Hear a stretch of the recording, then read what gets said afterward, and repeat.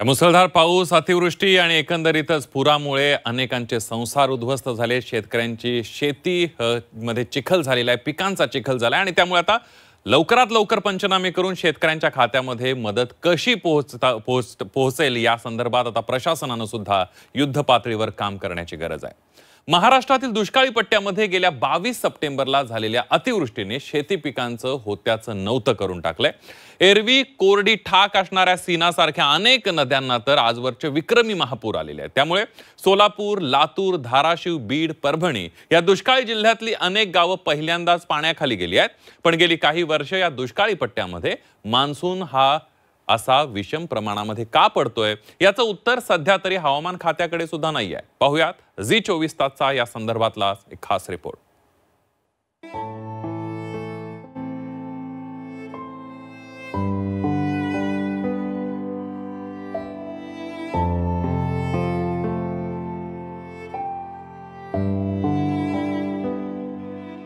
सीना नदीचं हे अकराळ विक्राळ रूप सोलापूरकरांनी पहिल्यांदाच बघितलंय। कारण या नदीच्या इतिहासात पहिल्यांदाच 2,15,000 क्युसेकचा महापूर आलाय।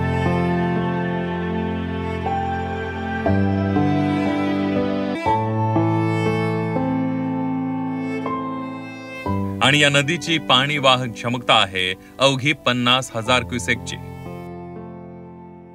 याचं कारण सीना नदी खोऱ्यातलं सरासरी पर्जन्यमान 460 मिलीमीटर इतकंच आहे आणि यंदा याच सीना खोऱ्यामध्ये पाऊस पडला तब्बल 1,1200 मिलीमीटर, तोही अत्यंत कमी कालावधीत।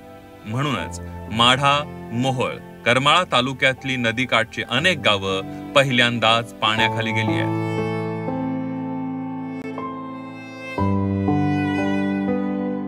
पण इथं मुद्दा असा आहे की मराठवाडा, नगर आणि सोलापूर या दुष्काळी पट्ट्यात एवढा पाऊस का झाला? गेल्या काही वर्षात मान्सून अधिकच लहरी झालाय, शिवाय धो पाऊस कोसळण्याचं प्रमाण वाढलंय। त्यामुळेच दुष्काळी पट्ट्यात वारंवार पूर परिस्थिती निर्माण होतीये।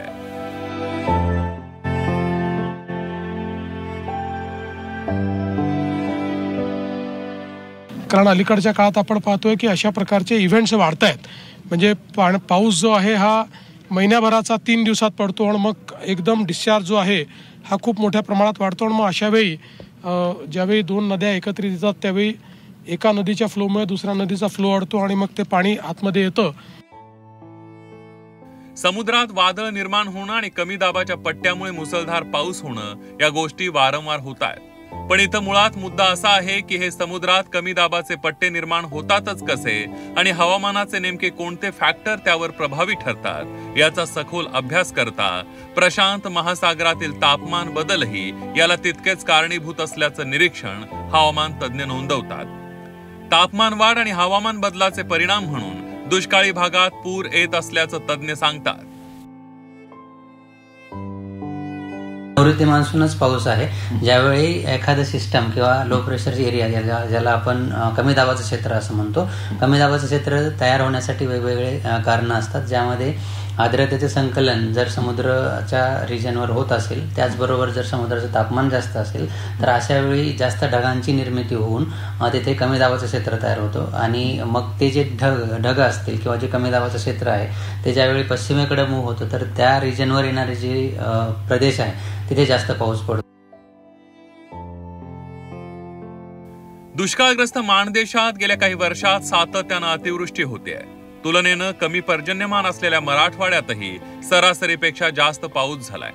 दुष्काळी भागात कमी पावसाची पिकं घेतली जातात, पण धो कोसळणाऱ्या पावसामुळे पिकांचं नुकसान ही नेहमीचीच बाब झाली आहे। या सगळ्याचा परिणाम तिथल्या माणसांच्या, शेतकऱ्यांच्या जगण्यावर झालाय। हे दुष्टचक्र थांबवायचं असेल तर शासन पातळीवर नव्याने नदी खोऱ्यांचा अभ्यास झाला पाहिजे आणि त्यानुसार हे पूरस्थितीचं नियोजन झालं पाहिजे असं मत जलतज्ञ अनिल पाटील नोंदवतात।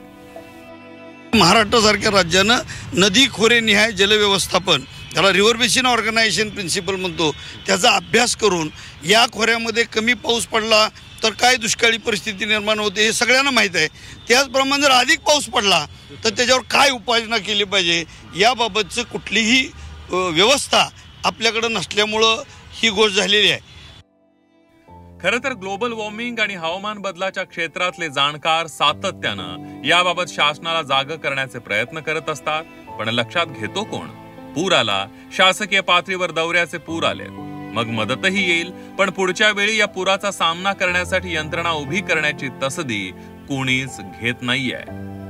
कॅमेरामन नितीनसह चंद्रकांत फुंडे, झी 24 तास, पुणे.